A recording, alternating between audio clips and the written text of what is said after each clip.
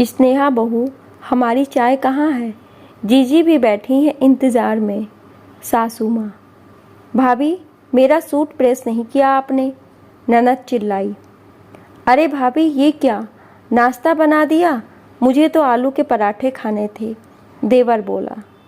मेरी ब्लू वाली शर्ट का बटन टूट गया है, आकर लगा दो। पतिदेव। चारों तरफ से परिवार वालों की आवाज़ सुन स्नेहा रसोई में साड़ी का पल्ला कमर में खोसा और तेजी से हाथ चलाने लगी। बेटी पीहू का लंच तैयार कर रही थी, उसे बस स्टॉप पर छोड़ने भी जाना था। ये लीजिए माँ जी, आप लोगों की चाय बिस्किट। दीदी आपका सूट प्रेस नहीं कर पाई, दूसरा पहन जाइए। भैया आज ज़रा देर से उठी थी, सादा पराठा और दही अचार ही है। और सौरभ जी, बटन मैं बाद में लगा दूंगी, अभी अलमारी से आप दूसरी शर्ट उठाकर पहन लीजिए। कहते हुए स्कूल बैग बॉटल गाड़ी की डिक्की में रख पीहू को बस स्टॉप छोड़ने निकली। स्नेहा पहले ऐसे बिल्कुल नहीं थी। घर में किसी के मुंह से बात निकलती नहीं थी कि वो पूरा कर देती थी। सास ननद देवर सब कुछ करने पर भी खुश नहीं रहते थे। बहुत सोचने पर उसे समझ आया कि वह सबके लिए कितना भी कर ले, पर किसी को उसके काम की कोई कदर नहीं। इसलिए अब वह सबकी फिक्र छोड़ अपने बारे में सोचने लगी। सबसे प्यार करने के साथ खुद से प्यार करने लगी। जहाँ पहले दिन भर घर के कामों में लगी रहती थी, अब अपनी बेटी पीहू के साथ कुछ वक्त अपने लिए भी निकालने लगी। देखा जीजी, कैसी हवा की रफ्तार से आती है, तूफान मेल बन चली जाती है ना, किसी की सुनती है ना किसी का ध्यान रखती है। हमें तो बहुत ही खराब बहू मिली है। सास बिमला जी हाथ नचाते हुए अपनी ननद अनीता से बोली, जो 2 दिन पहले अपने भाभी से मिलने आई हुई है। हाँ अनीता बुआ, भाभी तो कोई काम कर ही नहीं पाती हैं। एक सूट प्रेस करने को बोला था, इतना भी नहीं होता। देवर गौरव भी कहाँ पीछे रहने वाला था, वह भी ठुनकते हुए बोला, पहले तो हमारी फरमाइश पर सब कुछ बना दिया करती थी, मगर अब घर में घास फूस सा खाना मिलता है। मुझे तो समझ नहीं आता घर में रहकर आखिर ये करती क्या है। पति सौरभ भुनभुनाते हुए बोला, पहले तो मेरा सामान हाथों में देती थी और अब कहती है खुद ढूंढ लो। अरे ऐसी पत्नी होती है भला? मैं तो तंग आ गया हूँ। और शाम होते होते तो दुनिया भर के दर्द मर्ज जाग जाते हैं मैडम के अंदर। सर दर्द, कमर दर्द, कभी पैर दर्द, कभी भी खुश नज़र नहीं आती। ऐसी शक्ल बनाकर रखती है जैसे जेल खाने में कैद हो। काहे का जेल खाना बेटा, तूने तो उसे स्कूटी दिला रखी है, हवाई जहाज़ कभी भी उठाकर घूमने निकल जाती है। महारानी, आजकल तो घर के कामों में मन नहीं लगता है मैडम का। पीहू का नाम लेकर स्कूल बाजार के चक्कर काटती रहती है। सब लोग इतनी ज़ोर ज़ोर से बोल शिकायतें कर रहे थे कि दरवाजे पर पहुंची स्नेहा ने सब सुन लिया। एक हाथ में फल सब्जी का थैला और दूसरे हाथ में किराने का सामान का बोझ लिए खड़ी स्नेहा तेज कदमों से रसोई की तरफ जाते समय सोचने लगी, आज खुलकर सबसे कह दूं, आप लोगों को जो भी बोलना है मेरे सामने बोल दिया करिए। ये पीठ पीछे इतनी बुराई करने से हासिल क्या होता है? आखिर मैं भी तो सुनूं, कितनी मटरगश्ती आकर कर लौटी हूँ मैं। मगर उसके माता पिता के दिए संस्कारों से हमेशा रोक दिया करते, बेटा ससुराल में व्यवस्थित होने के लिए समय लगता है। मगर कितना समय? एक सवाल हमेशा उसके जेहन में खड़ा रहता, जिसका जवाब किसी के पास ना था। उसे देखते ही हाल में चुप्पी छा गई। सब लोग अपने अपने काम में व्यस्त हो गए। आखिर उनका तो ये रोज का ही था। स्नेहा की बुराई भलाई ना कर ले तब तक सबका खाना कहाँ हजम होता। 6 साल पहले जब स्नेहा घर में बहू बनकर आई थी, बहुत समझदार और खुश मिजाज लड़की थी। शादी के बाद भी नौकरी पर जाती रही, मगर 4 महीने बाद सौरभ बोला, क्यों ना पहले तुम घर में सबको अच्छे से जान पहचान लो। मेरे भाई बहन भी छोटे हैं, माँ से अब काम नहीं बनते। तुम्हारे ऑफिस की भागदौड़ में घर में काम अधूरे छूट जाते हैं। कोई खुश नहीं रहता। कुछ दिन ब्रेक लेकर देख लो। वो ब्रेक आज 6 साल बाद भी ख़त्म नहीं हुआ, क्योंकि व्यस्तता बढ़ती ही चली गई। एक के बाद एक जिम्मेदारियां उस पर थोप दी गई। घर के सारे सदस्य आराम फरमाने लगे और वह अकेली घर के सारे काम संभालने लगी। फिर पीहू के बाद तो करियर पर फुल स्टॉप लग गया। देखा जीजी कैसे काम से जी चुराती है, जब तक 4 बार आवाज़ न लगाओ सुनती नहीं है। अरे भाई, ससुराल में तो ससुराल की तरह ही रहा जाता है। क्या हो गया जो ननद देवर के 2-4 काम कर दिए तो, और पति का काम तो पत्नी को ही देखना होता है। सास की सेवा तो बहू का फर्ज होता है। इसमें कौन सी नई बात हो गई, हमने भी तो किया है अपने ज़माने में। फिर अब इनकी बारी आई तो ये काम चोरी करने लगी। भाभी, अगर आपको बुरा न लगे तो आपसे बात कहूँ। स्नेहा कुछ गलत नहीं कह रही। आपने भी तो उस पर पूरे घर की जिम्मेदारी डाल रखी है। आप रसोई में जाती नहीं, नीता खुद से अपना कोई काम नहीं करती, कॉलेज जाकर बड़ा एहसान करती है। गौरव, उसे तो शर्म आनी चाहिए। वह अपनी भाभी से किस तरीके से बात करता है। उसे भी 6 साल हो गए हैं घर में, कब तक इन लोगों की फरमाइश पूरी करेगी। कल को गौरव नीता की शादी होगी। अब इन्हें तरीके से रहना चाहिए, अपनी भाभी का थोड़ा हाथ बटाना चाहिए, ना कि सबके बीच में अपनी भाभी की बुराई भलाई करनी चाहिए। और एक बात, आज जो ये अपनी भाभी के बारे में ऐसा बोल रहे हैं, कल को जब इनकी बारी आएगी तो ऐसे गुल खिलाएंगे जिसका आपको अंदाज़ा भी नहीं है। रहने दो जीजी, मेरे दोनों बच्चे बहुत सीधे हैं। गौरव तो मेरा आज्ञाकारी पुत्र है, उसकी बहू आएगी तो मेरी बहुत सेवा करेगी, मुझे पूरा यकीन है। और नीता, उसे जो मैंने संस्कार दिए हैं उसी से वो ससुराल को स्वर्ग बना देगी। सरोते से सुपारी काटते हुए बिमला जी बोली। अपनी भाभी की बात सुन अनीता जी समझ गई, ऐसे ठसियल लोग किसी की परेशानियां आसानी से नहीं समझते, इन्हें उदाहरण देकर ही समझाना पड़ेगा।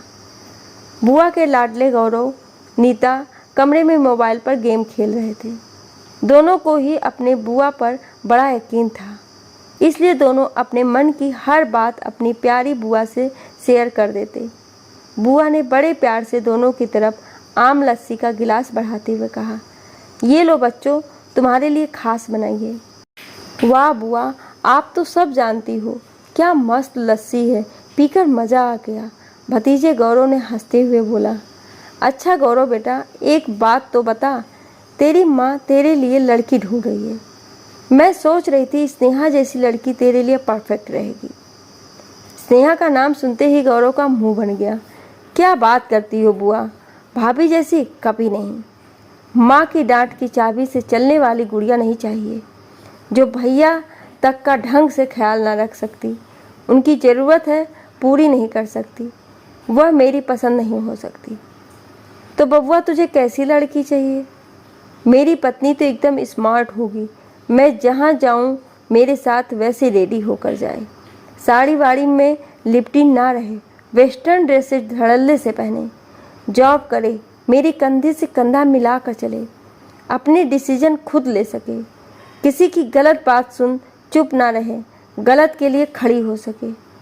You know, bold and beautiful, यही गुण चाहिए मुझे, उसमें वही बनेगी मेरी दुल्हन। और बेटा, घर के काम कौन करेगा? तेरी माँ की सेवा और उसका क्या?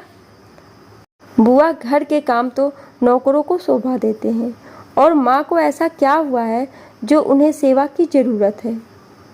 सही जा रहे हो भैया, मुझे भी ऐसी ही भाभी चाहिए ना, कि स्नेहा भाभी जैसी घरेलू गमारू, जिसे हंसने से ज़्यादा रोना आता है, दिन रात आंसू टपकाती रहती हैं। ठहाका मार के दोनों भाई बहन हंस पड़े। अरे बिटिया, तू गौरव की छोड़, कल को तेरे लिए भी एक लड़का ढूंढ दूंगी, अच्छे घर में तेरी शादी करूंगी। तू तेरी भाभी से 2-4 गुण ले लेना, ताकि ससुराल में सुख शांति बनी रहे। क्या बुआ, किससे टिप्स ले लूँ? भाभी से? पागल समझा है क्या? उनके जैसे अपनी पर्सनालिटी खोकर उस घर के रंग में रंगने के जैसे प्रयास मुझसे तो ना हो पाएंगे। दिन भर माँ उन पर हुक्म चलाती है। अगर एक बार भी मेरी सास ने ऐसा करने का प्रयास किया, उसी दिन सूटकेस बांध मायके आ जाऊंगी, साथ में अपना पति भी खचेड़ लाऊंगी। बहू बनूंगी, घर में किसी की जागीरदारी नहीं, जो जब चाहे मुझे चलाएगा। मैं अपने मन की मालिक हूँ, मुझे जैसा अच्छा लगेगा मैं वैसा ही करूँगी, किसी के कहे पर तो कभी नहीं चलूँगी। पर बेटा, लड़की को एडजस्ट करना ही पड़ता है। शादी सिर्फ पति पत्नी का रिश्ता नहीं होता, पूरा परिवार साथ लेकर चलना होता है। क्या बुआ 1857 की बातें करती हो? मेरी शादी लड़के से हुई है, उसी से मतलब रखूँगी ना कि उसके पूरे ख़ानदान की सेवा चाकरी करती रहूँगी। अगर मेरी ससुराल में सास से बनी नहीं तो पति को लेकर नया घर बसाऊँगी, सुख शांति से रहूँगी, इटलाते हुए नीता बोली। बड़े ही उच्च विचार हैं बेटा तुम दोनों के। लाओ ये खाली गिलास मुझे दो, मैं धुलने के लिए रख देती हूँ। तुम लोग आराम से अपना वीडियो गेम खेलो, कहते हुए अनीता बुआ कमरे से बाहर आ गईं। अगले दिन, भाभी आज शाम को मेरे कुछ दोस्त आ रहे हैं, प्याज की कचौड़ी और इमली की चटनी बना लीजिएगा। कोल्ड ड्रिंक्स मैं बाज़ार से ले आऊँगा। और स्नेहा भाभी, आपने 2 दिन से मेरे कपड़े नहीं धोए, कल मेरे लिए पीला वाला सूट प्रेस करके रख दीजिएगा, मैं अपनी सहेली के घर पढ़ने जा रही हूँ। गौरव भैया, आप दोस्तों को किसी और दिन बुला लेना, कल पीहू का टेस्ट है, मेरे पास समय नहीं है। और नीता दीदी, आप भी अपना सूट खुद ही प्रेस कर लीजिएगा, शायद मुझे देर हो जाएगी। स्नेहा की बात सुन बिमला जी बोली, बहू ये क्या बदतमीजी है, तुम्हें तो हर काम टालना होता है। गौरव के दोस्त आ रहे हैं, कुछ अच्छा तो बनाना ही पड़ेगा। नीता तुम्हारी ननद है, उसका थोड़ा काम कर दोगी तो खिस नहीं जाओगी। पास में बैठा सौरव बोला, ऐसा भी क्या काम है, बच्चे बोल रहे हैं कर दो। अपने पति की बात सुन स्नेहा बेबस सी खड़ी ही थी कि अनीता बुआ बोली, तुम सब लोगों को शर्म नहीं आती, अपना सारा काम स्नेहा पर थोप देते हो। अरे उसे अपना और अपने बच्चे का भी ख्याल रखना है, क्या वह सारा दिन तुम लोगों की गुलामी करती रहे? और सौरभ, क्या बच्चे लगा रखा है, तेरे भाई बहन छोटे बच्चे नहीं हैं, बड़े हो गए हैं। अब मैंने अपनी जिम्मेदारी स्वयं उठानी चाहिए। तब सौरभ बोला, बुआ जी ये घर की बहू जो भी काम करती है वो गुलामी नहीं होती है, आखिर ये घर उसका भी है, काम तो करना ही पड़ेगा। बेटा सौरभ, कहीं ना कहीं स्नेहा के ऐसे हालत के जिम्मेदार तुम हो, तुमने कभी उससे इज्जत नहीं दी ही नहीं, इसलिए घर वाले भी उसकी कदर नहीं करते।